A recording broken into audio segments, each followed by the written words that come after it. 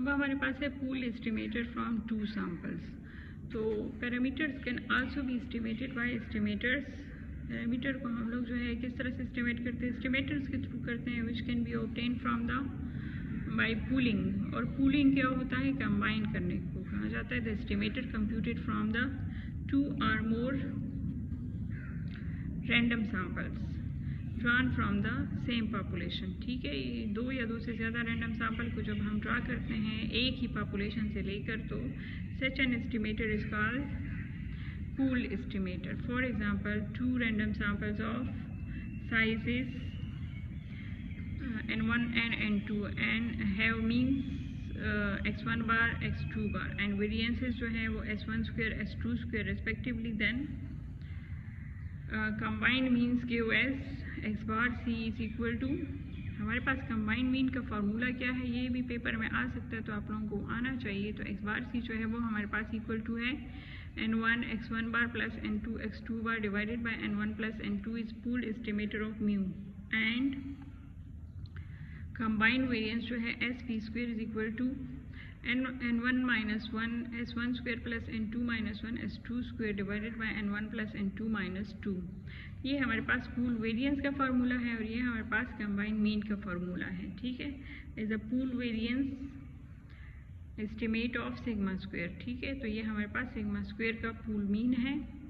और if random sample of sizes n1 and n2 are drawn from binomially population having sample proportion p1 hat and p2 hat, then हमारे पास जो है pool proportion जो है उसके लिए क्या होगा, पूल एस्टिमेटर फॉर p जो है वो हमारे पास क्या होगा, pc hat is equal to n1 p1 hat plus n2 p2 hat divided by n1 plus n2।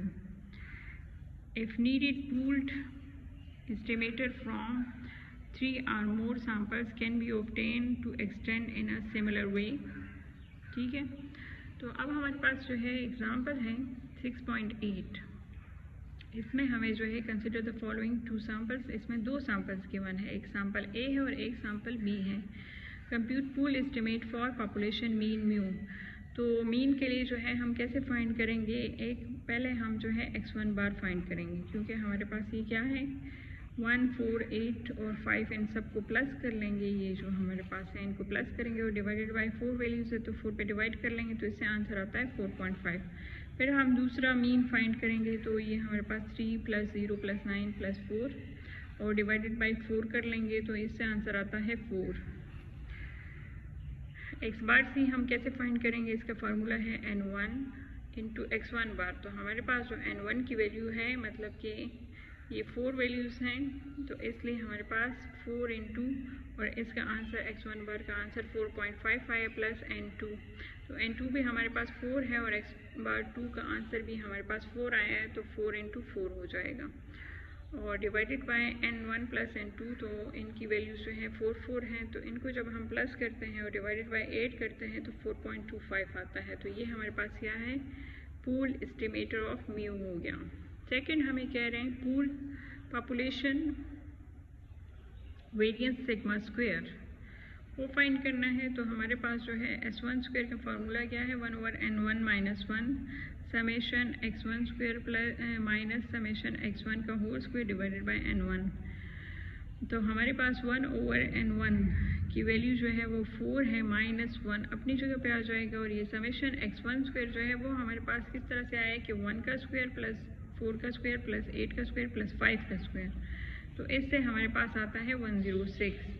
Minus क्या करेंगे 18, तो 18 हमारे पास किस तरीके से आता है कि ये जो हमने इनको प्लस किया हुआ है, तो इसे 18 आया है, तो यही हम लिख लेंगे। दोबारा इसको फाइंड करने की ज़रूरत नहीं और इसका होल स्क्वायर ले लेंगे। ठीक है, और डिवाइडेड बाय 4 कर लेंगे, तो इससे हमारे पास आंसर क्या आता है 8.33। इस तरह से s2 स्क्वायर जो हम फाइंड करेंगे, तो 1/n2 - 1, तो n2 जो है वो हमारे पास 4 है और -1 हो जाएगा। और समेशन x2 स्क्वायर कैसे फाइंड करोगे कि 3 का स्क्वायर प्लस 0 का स्क्वायर प्लस 9 का स्क्वायर प्लस 4 का स्क्वायर, तो उससे भी हमारे पास आंसर आता है 106।